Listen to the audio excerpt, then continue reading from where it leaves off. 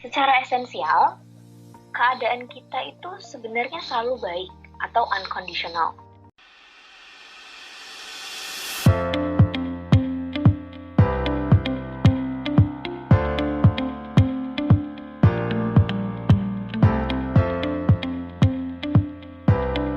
Assalamualaikum warahmatullahi wabarakatuh.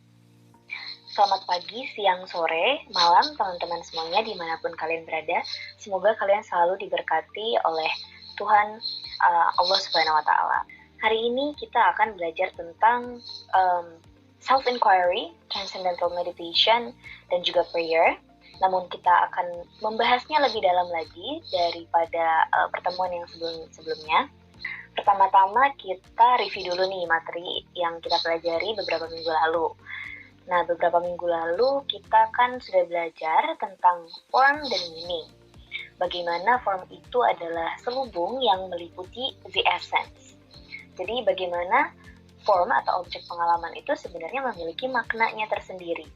Nah, apabila kita sudah melewati universal experience dan kita sudah memiliki consciousness atau awareness yang tinggi, maka kita akan selalu bisa melihat apa makna dibalik atau beyond form yang kita alami atau kita encounter. Secara esensial, keadaan kita itu sebenarnya selalu baik atau unconditional. Jadi keadaan jiwa kita itu sebenarnya selalu dalam keadaan baik, walaupun form kita yang menyelubungi kita itu rusak.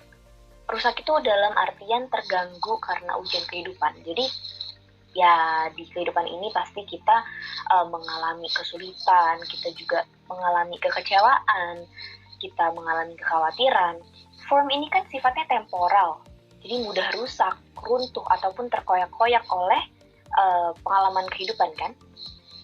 Tetapi kalau misalnya kita sadar bahwa sebenarnya atau sejatinya secara esensial, jiwa kita ini baik.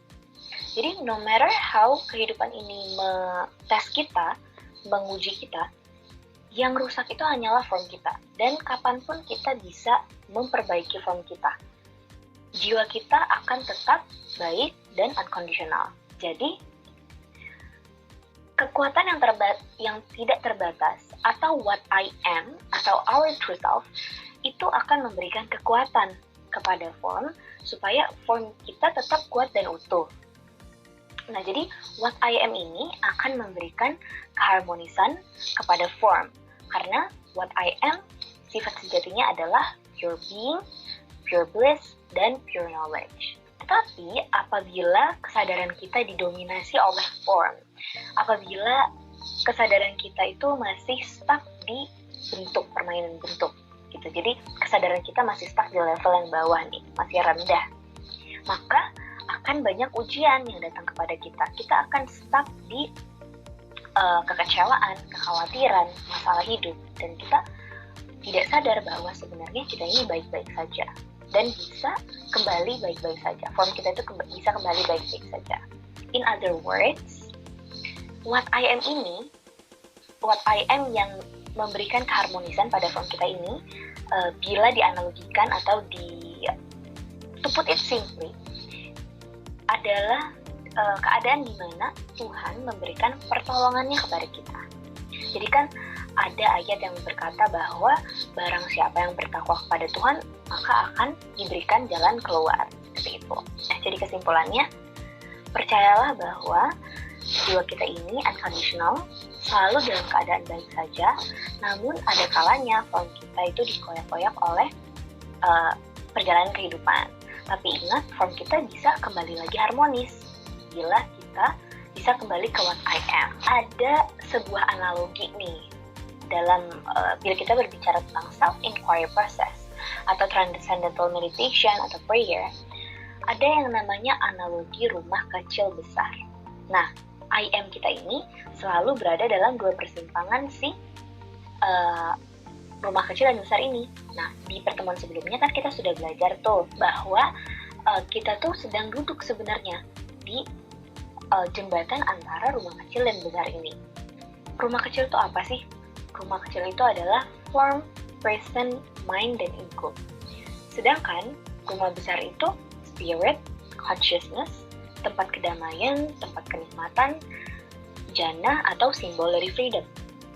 Jadi di rumah besar ini pastinya luas dong, bisa bergerak bebas. Sedangkan kalau di rumah kecil kita penuh dengan keterbatasan dan kita sulit untuk bergerak bebas. Nah, diri sejati kita itu sebenarnya berasal dari rumah besar atau berasal dari jannah atau surga. Dan kita diturunkan di dunia ini untuk disekolahkan di rumah kecil supaya kita bisa kembali ke rumah besar. Nah, jadi apa sih tujuan kita disekolahkan di rumah kecil ini atau di dunia ini?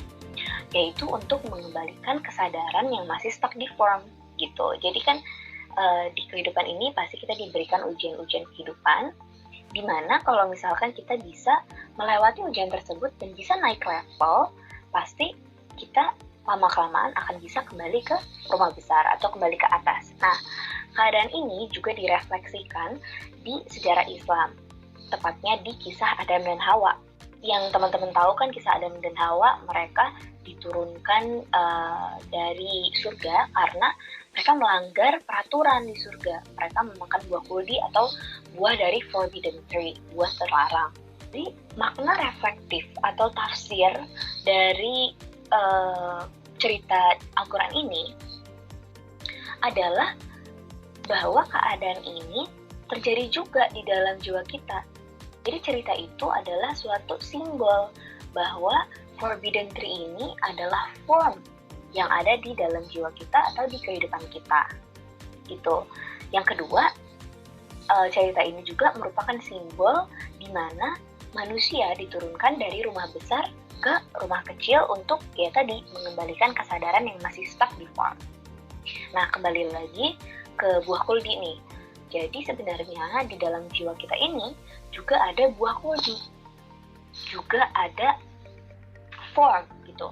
Nah, bila kita terjebak di form, bila kita memakan buah kuldi tersebut, atau bila kita melakukan sesuatu yang melanggar norma, atau bila kita berbuat dosa, maka jiwa kita itu akan terguncang gitu.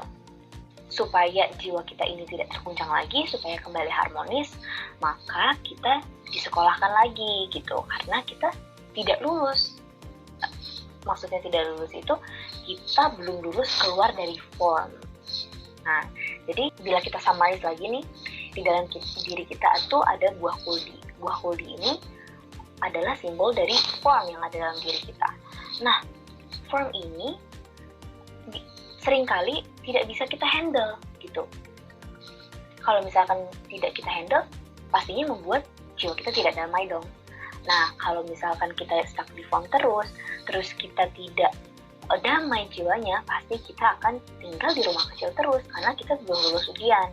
Di muka bumi ini, kita disekolahkan agar kita bisa keluar dari form, bisa go beyond the form and find the meaning, dan sampai kepada keharmonisan jiwa. Ada juga kan cerita pertemuan Adam dan Hawa di Jabal Rahmah setelah 40 tahun. Jadi setelah Adam dan Hawa itu diturunkan ke bumi karena mereka melanggar peraturan surga, mereka baru ketemu lagi setelah 40 tahun di Jabal Rahmah. Nah, Jabal Rahmah itu artinya gunung kasih sayang kan. Jabal itu artinya gunung, sedangkan Rahmah artinya kasih sayang.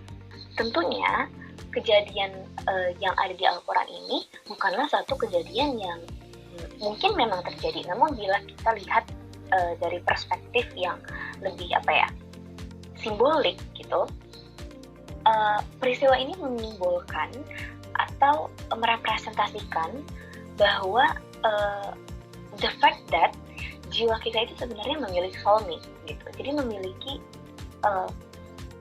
dua elemen yang terlihat bertentangan, terlihat paradoks, namun sebetulnya tidak paradoks gitu kan. Nah, contohnya aja seperti yin dan yang, atau maskulin dan feminin, jamalia jalalia, itu semua ada di dalam jiwa kita. Seperti contohnya, saya perempuan, tapi pastinya gender itu kan spektrum. Nah, saya memiliki trait masculine, Namun saya memilih untuk mengekspresikan diri saya sebagai feminin gitu. Tapi sebenarnya saya memiliki trait maskulin. Nah, jadi trait maskulin dan feminin ini terlihat bertentangan, namun sebenarnya dia tidak bertentangan. Dia membawa kita kembali kepada sang sumber. Jadi elemen-elemen yang terlihat paradoks ini merupakan penyempurna jiwa kita untuk kembali ke Tuhan Yang Maha Esa. Perjalanan hidup manusia ini seperti melewati dua busur yang membentuk full circle. Jadi busur yang atas itu adalah puncak atau akhir, atau mungkin awal juga. Puncaknya itu adalah God, Tuhan, di mana jiwa kita berasal. Jadi asal muasal jiwa kita. Lalu busurnya itu turun. Busurnya itu turun, seperti kita turun dari rumah besar ke rumah kecil. Jiwa kita disekolahkan di alam ciptaan muka bumi.